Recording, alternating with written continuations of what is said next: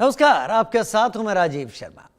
बिहार विधानसभा चुनाव में मतदान के दिन अब कम रह गए हैं। चुनाव प्रचार जोर पकड़ चुका है, लेकिन जिन उम्मीदवारों को टिकट नहीं मिल पाए वो पार्टी नेताओं पर पैसे लेकर टिकट बांटने का आरोप लगा रहे हैं। ऐसे आरोप आरजेडी, कांग्रेस और एआईएमआईएम पर भी लग रहे हैं। राबड़ी आवास के बाहर आज एक ऐसा तमाशा हुआ कि लोग उसे देखकर दंग रह गए। पूर्व आरजेडी प्रत्याशी मदन शाह ने कुर्ता फाड़ लिया, जमीन पर लोटपोट होकर रोने लगे, मरने की बात करने लगे। उन्होंने पार्टी नेताओं पर पैसे लेकर टिकट बांटने का आरोप लगा दिया।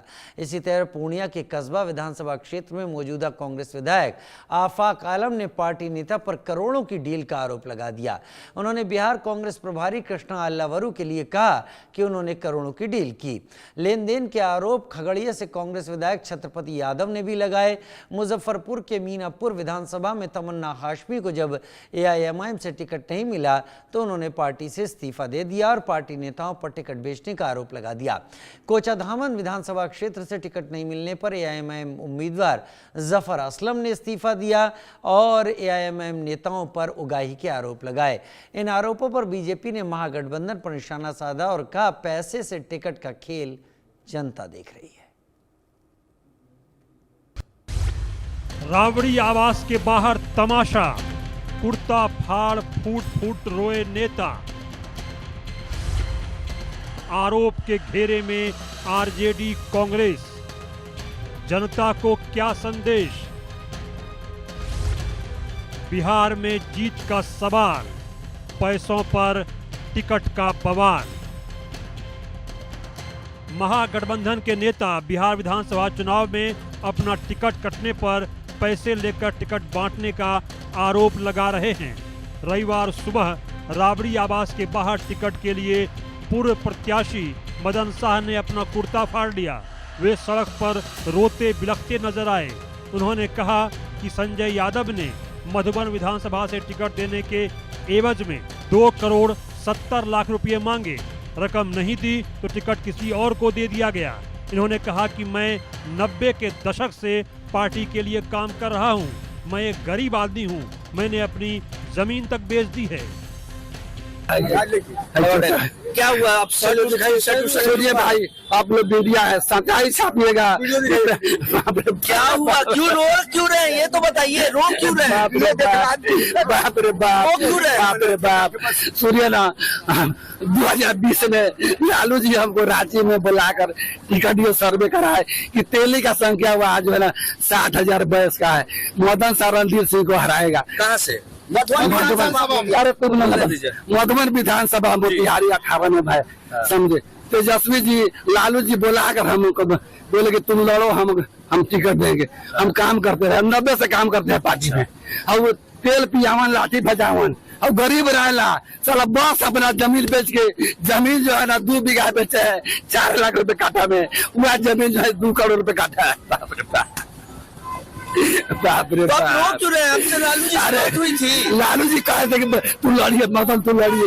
मीसा भारती कहे थी तू लड़िए भैया। उनके पति कहे कि तू लड़िए, तू सीट निकाल ले बा। इतना ही नहीं, इन्होंने कहा कि तेजस्वी बहुत घमंडी हैं, लोगों से मिलते ही नहीं, वे टिकट बांट रहे हैं। संजय यादव ये सब कुछ कर रहे हैं। मैं यहाँ मरने आया हूँ।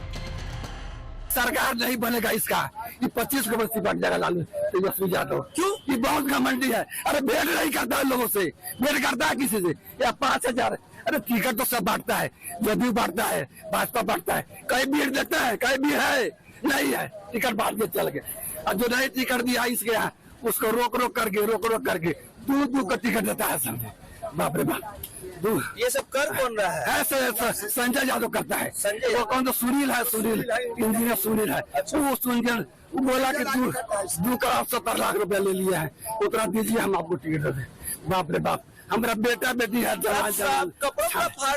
अरे हम मर जाएगा, मरने आए हैं। मदन शाह ने लालू प्रसाद को अपना गुरु बताया और कहा कि वादा करके भी उन्हें टिकट नहीं दिया गया। अपना गुरु है लालू यादव, लालू यादव गुरु है हमारा। हम मर जाएंगे, हम मर जाएंगे। क्या करेंगे? जनता के जो 10 साल में बीच में रहे हुए जनता को क्या बोलेंगे? आप रोइए नहीं, क्या क्या छोटा छोटा आप बच्चा अपनी जो है समझ, आप चाहते क्या है, आप हम चाहते क्या है? चलते हैं क्षेत्र में तो छोटा छोटा मदरसा जाए थे आप चाहते क्या है, क्या चाहते हैं राजद से? लालू जी से क्या चाहते हैं, क्या लालू मांग जी करते हमको हैं? बोले हैं कि तुमको टिकट देके तुम ही हराएगा रणधीर सिंह को, तुम ही हराएगा। हम लालू से कहेंगे कि अपने हमारे बाप है यहाँ जो है ना, हम आपके बेटा हैं, आप हमको वचन दिए है कि हम तू लड़िए मतन तू लड़िए। यही बैठे थे घूरा में, फोटो है हमारा मोबाइल में, बोले कि तू लड़िए। बाप रे बाप, तो इस पर भी आपको नहीं मिला? ना 1 बजे रात में हमको बोला कि टिकट देंगे। दो खास मेहमान मेरे साथ जुड़ने जा रहे हैं। मनीष बरियार, प्रवक्ता बीजेपी, मेरे साथ बिहार इस वक्त जुड़ने जा रहे हैं, और साथ ही डॉक्टर स्नेहाशीष वर्धन भी मेरे साथ अभी जुड़ेंगे। स्नेहाशीष वर्धन पांडे, प्रवक्ता कांग्रेस बिहार, मेरे साथ जुड़ेंगे। मनीष जी, सबसे पहले आपका रुख कर लेते हैं।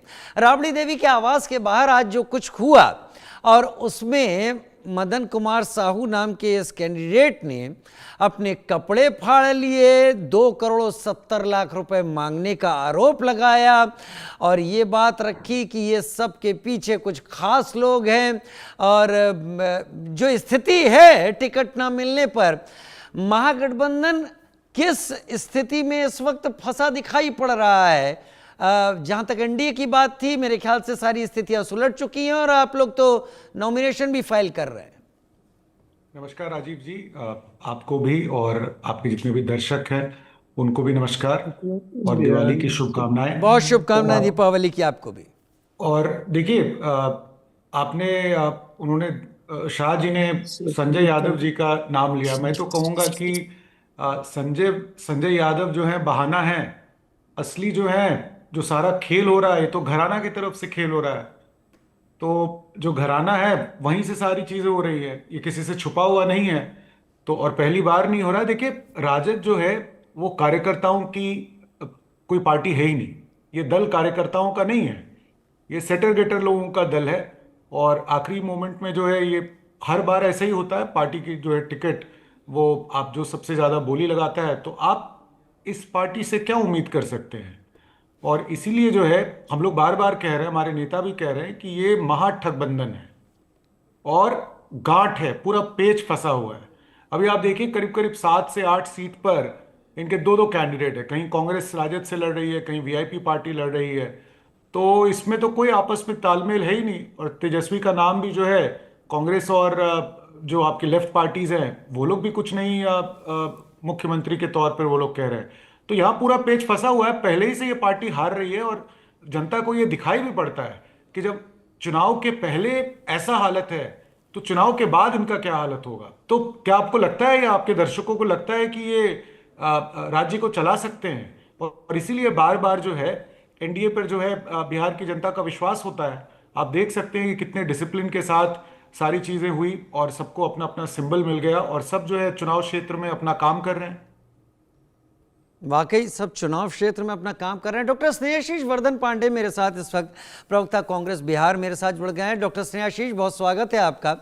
डॉक्टर स्नेहाशीष, महागठबंधन ने जिस जोर शोर से एनडीए को चुनौती देने की कोशिश की थी, उसको देखकर तस्वीरें तो यही बता रही थी कि इस बार महागठबंधन को शायद एनडीए वो जवाब ना दे पाए जो अब तक देने की कोशिश करती रही थी।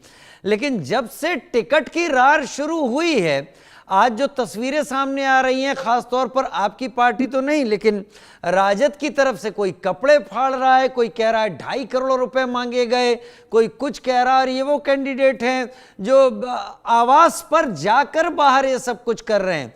क्या ये इन कैंडिडेट का एक ड्रामा है, या फिर आपको लगता है कि टिकट की लड़ाई बहुत कुछ सच बुलवा दे रही है? देखिए राजीव जी, सबसे बड़ी बात यह है कि चुनाव में कभी भी सारे बहुत लोग राजनीति में तमाम लोग एक ही क्षेत्र से दावेदारियां करते हैं, और सभी को टिकट देके उपग्रहित नहीं किया जा सकता है, उनको मनाया नहीं जा सकता है। आपको भी मालूम है कि लिमिटेशंस होता है राजनीतिक दलों का। कोई भी राजनीतिक दल अपने सारे एक क्षेत्र विशेष के नेताओं को, एक प्रदेश के नेताओं को, जिले के नेताओं को एक क्षेत्र विशेष में नहीं विधानसभा चुनाव लड़ा सकती है, उसकी एक मजबूरी होती है, ये सबको मालूम है। 243 विधानसभा सीट है, राजनीतिक दलों की संख्या है, उसमें भी गठबंधन का दौर है, तो सभी को आप खुश नहीं रख सकते हैं। ये एक राजनीति में साधारण सा फॉर्मूला है, कोई इसमें बहुत ज्यादा रॉकेट साइंस नहीं है। बावजूद इसके बहुत सारे लोग ऐसे होते हैं जिन्हें टिकट नहीं मिल पाता है, तो वो तरह तरह के आरोप लगाते हैं। उन आरोपों की सत्यता क्या होती है वो जांच का विषय है, और वो पार्टी अंदरूनी स्तर पे जांचती भी है। उसके बाद अगर कोई कार्रवाई होती है वो भी आप सबको दिखती है, कभी ना कभी कहीं प्रभारी बदले जाते हैं, कहीं कुछ होता है, ये तमाम चीजें होती रहती हैं। और रही बात जहां तक सीट बेचने की बात, तो मैं इसे बहुत हद तक जायज नहीं मानता हूं। लगता है कि जब राजनीति में आप अगर दमदार हैं तो आपको सीट खरीद बिक्री में तो कहीं से भी शामिल ही नहीं होना चाहिए। तो इन तमाम चीजों को देखते हुए मैं बार बार यही कहूंगा कि ऐसा कोई सिर्फ फुटबॉल वाली स्थिति नहीं है। फिजूल ये मीडिया हाइप क्रिएट किया जाता है, और इसमें कहीं भी हम लोगों के दल में, महागठबंधन के अंदर कोई भी खींचतान नहीं है, कोई भी अनियमितता नहीं है। और रही बात अभी पहले फेज का, आपको भी मालूम है कि नाम वापसी 20 तारीख को संपन्न होने वाली है, कि जो एकमात्र महागठबंधन के प्रत्याशी ही फील्ड में रहेंगे। इसलिए हम लोग 20 तारीख का इंतजार करें, और 20 तारीख को संभवतः आपको सब कुछ दिख जाएगा जो सुचारू तरीके से रहेगा। जी, सुचारू तरीके से रहेगा, लेकिन आरजेडी, कांग्रेस और एआईएमआईएम ऐसे आरोप क्यों लग रहे हैं? राबड़ी आवास के बाहर एक तमाशा हुआ कि लोग दंग रह गए। ये पूर्व आरजेडी प्रत्याशी थे मदन शाह, जिनकी हम बात कर रहे थे, कुर्ता फाड़ा, लेटने लगे जमीन पर, पार्टी नेताओं पर पैसे लेकर टिकट बांटने लगे। इसी तरह अगर हम बात करें तो पूर्णिया के कस्बा में जो कांग्रेस के विधायक हैं मौजूदा, आफाक आलम की बात कर रहा हूं, इन्होंने पार्टी नेताओं पर करोड़ों की डील का आरोप लगा दिया। अब बिहार कांग्रेस के प्रभारी कृष्णा आलावरू के लिए ये कह रहे हैं आफाक आलम कि करोड़ों की डील की। मैं इसको पुख्ता नहीं कर रहा हूं, ये आपके उम्मीदवार जो थे लगा रहे थे। लेन देन के आरोप खगड़िया से कांग्रेस के विधायक है छत्रपति यादव, ये भी लगा रहे हैं।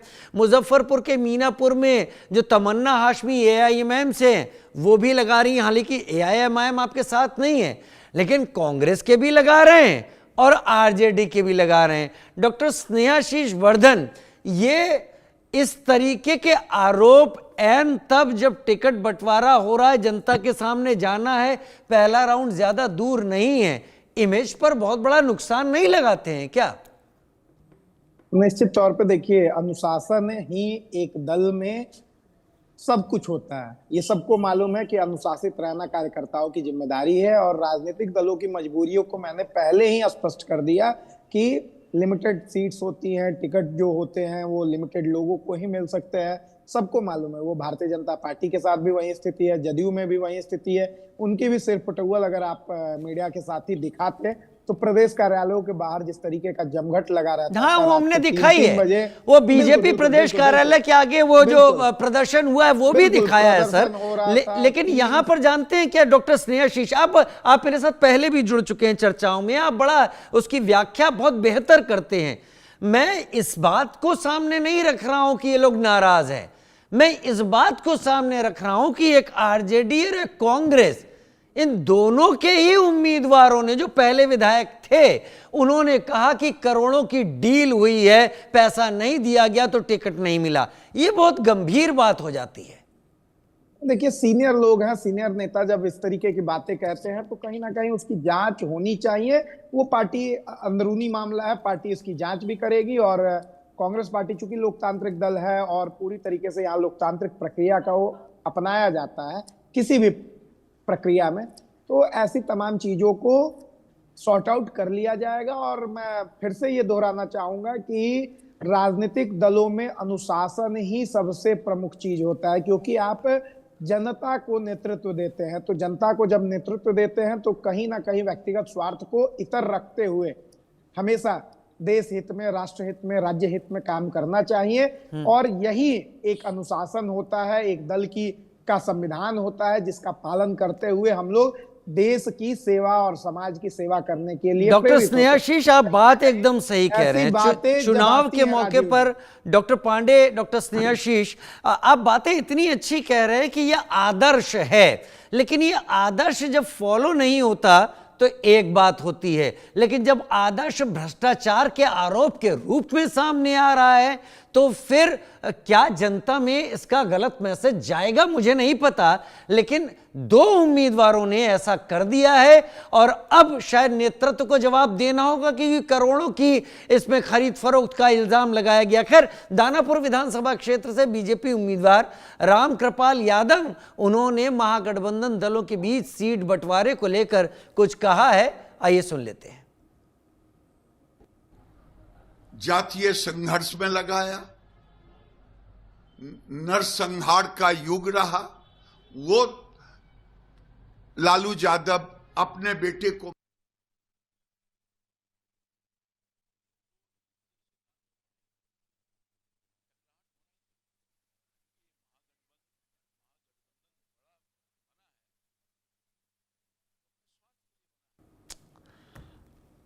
लग रहा है थोड़ी सी समस्या है रामकृपाल यादव की इस आवाज़ में। हम बहुत जल्दी कोशिश करेंगे कि रामकृपाल यादव जी का बयान, लेकिन आप मदन साहू को इस वक्त देख रहे हो ना, कुर्ता फाड़ा हुआ है राबड़ी देवी की आवास के बाहर।